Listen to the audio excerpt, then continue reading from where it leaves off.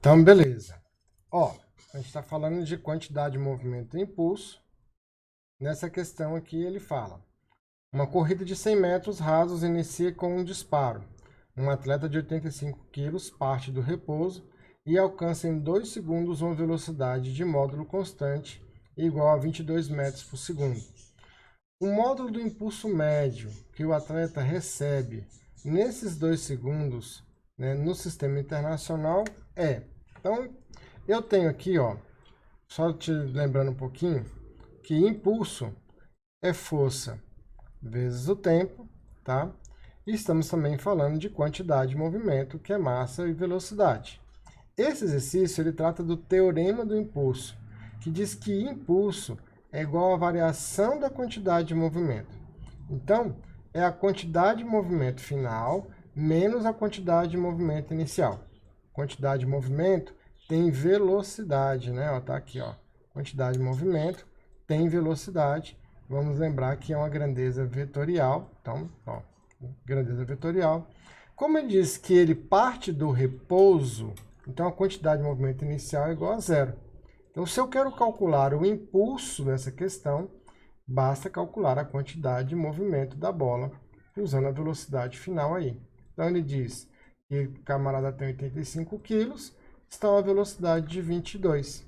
Tá? 85 vezes 22, 85 vezes 22, vai dar 1870. Então, o nosso impulso aqui, ó, 1870 Newton versus segundo, tá? Newton versus segundo. Ele poderia pedir a força de contato. Seria uma outra questão. Lembra que a gente tem que estar sempre com essa ideia de imagens, né? Se a pergunta fosse qual é a força de intenção, você iria usar a mesma equação que está do lado de cá, né?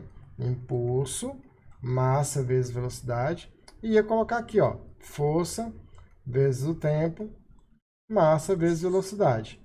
Esse massa vezes velocidade você já fez aqui, ó, 1870. Então, força vezes 2 segundos de contato, 1870. A força de interação seria 1870 sobre 2. Então, seria esse 1870 dividido por 2, 935 newtons. 935 newtons. Isso seria a força de interação, tá? Essa seria a força de interação. Nosso impulso está do lado de cá. Então, vamos colocar aí a próxima questão. Você vai fazer justamente isso. Tem que tentar resolver ela aí. Eu já resolvo com você. Então, olha só. Um bloco de massa 1 kg move-se retilíneamente com velocidade de módulo constante, igual a 3 metros por segundo, sobre uma superfície horizontal sem atrito. A partir de dado instante, o bloco recebe o impulso de uma força externa aplicada na mesma direção e sentido do seu movimento. A intensidade dessa força em função do tempo é dada pelo gráfico. Com base nesse gráfico, pode-se afirmar que o módulo da velocidade do bloco após o impulso recebido é em metros por segundo. Então, olha só, a velocidade inicial desse corpo é de 3 metros por segundo, tá ok? Essa é a velocidade inicial dele. E ele recebe um impulso aqui, ó. Então, eu tenho aqui, primeiro, a ideia de um impulso, certo? Então, eu tenho a ideia aqui de um impulso desse camaradinho. Primeiramente, a gente tem aqui uma questão. O impulso, tá? Força vezes Newton, é dado pela área do gráfico. Sim ou não? Tá?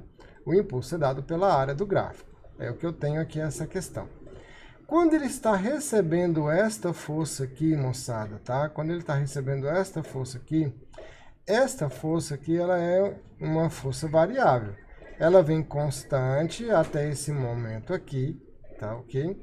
Ela vem constante e aí ela vai sofrer esse decréscimo do lado de cá. Então, ela está sofrendo esse decréscimo aqui, ó. Então, ela está sofrendo esse decréscimo, tá? Então, o impulso aqui, eu tenho ele como a área, e o impulso aqui também é igual à variação da quantidade de movimento, tá? Então, quando eu vou aqui, ó, impulso, variação da quantidade de movimento, massa, velocidade final que eu quero saber, menos massa, velocidade inicial, que eu também não tenho aqui na questão deste lado, tá bom? Eu não tenho ela aqui, ó. Então, essa é a questão do meu impulso. Ótimo. Esse gráfico aqui tá 2, né? Aqui, no de vocês aí vai estar 4, eu acho que vai estar 4 aqui, né? Vai estar 2, 4, 6. É um gráfico proporcional. Acho que a minha figura aqui tá errada aqui, ó. Não tem não, né? Mas ele tá aqui proporcional, tá? Então, vamos lá. O nosso impulso aqui, então, seria um trapézio, tá ok? Nosso impulso seria aqui um trapézio. Trapézio, base maior mais base menor, vezes altura, sobre 2. Então, o impulso aqui é um trapézio. Base maior é 2. Base menor é 1. 2 mais 1. A altura aqui seria 4, tá bom? E sobre 2.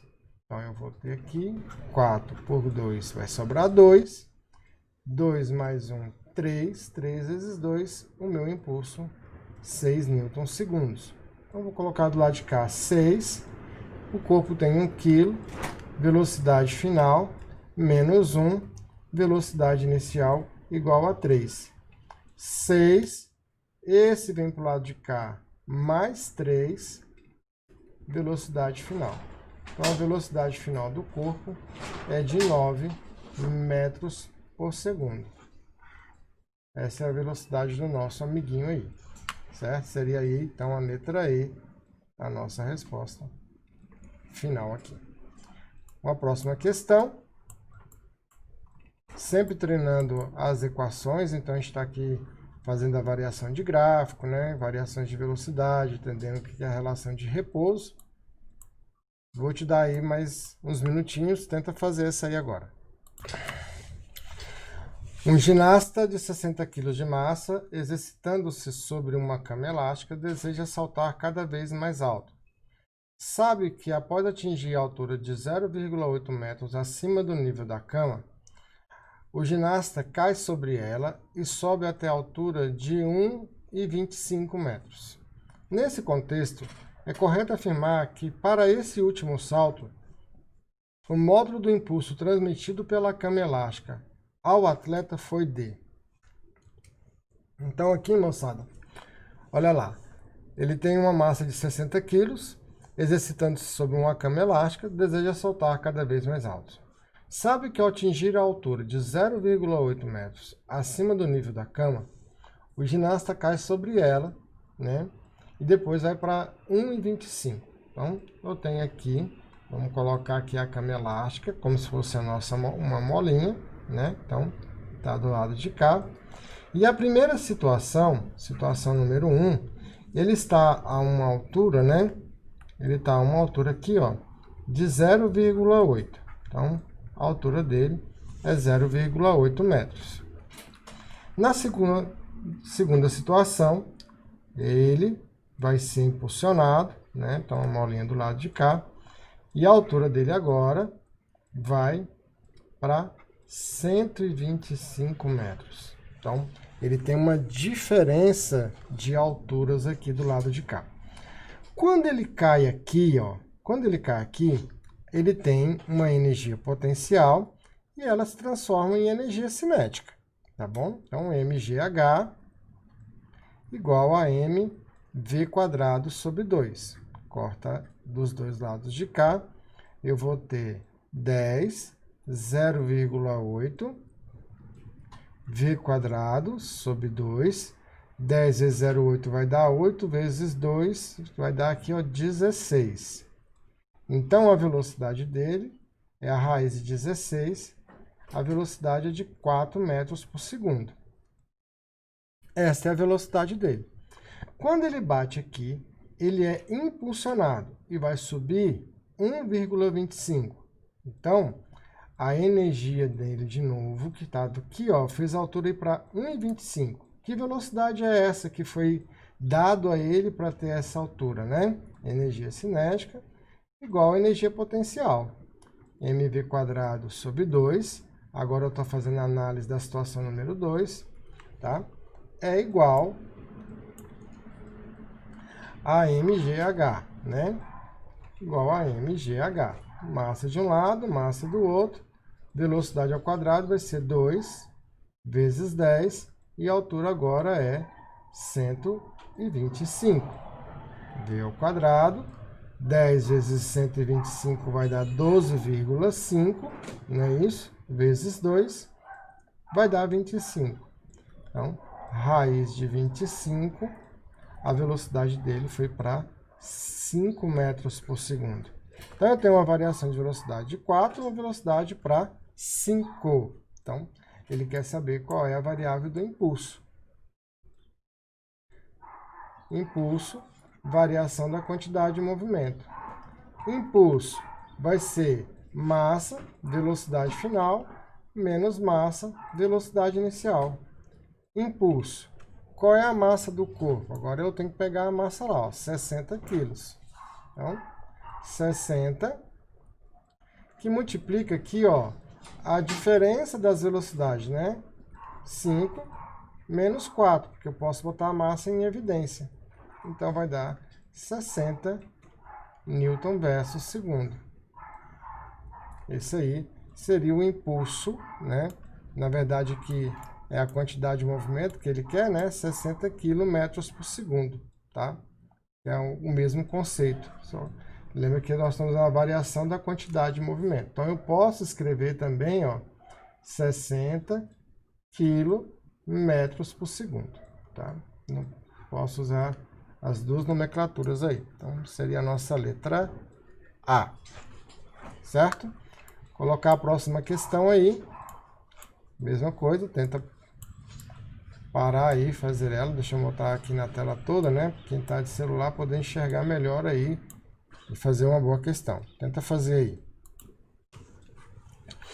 Uma partícula de massa 2 kg move-se com velocidade constante de 3 metros por segundo, no instante que recebe a ação de uma força F constante, que nela atua durante 2 segundos. A partícula, então, passa a se mover com direção perpendicular à inicial, com quantidade de movimento de módulo 8 kg metros por segundo.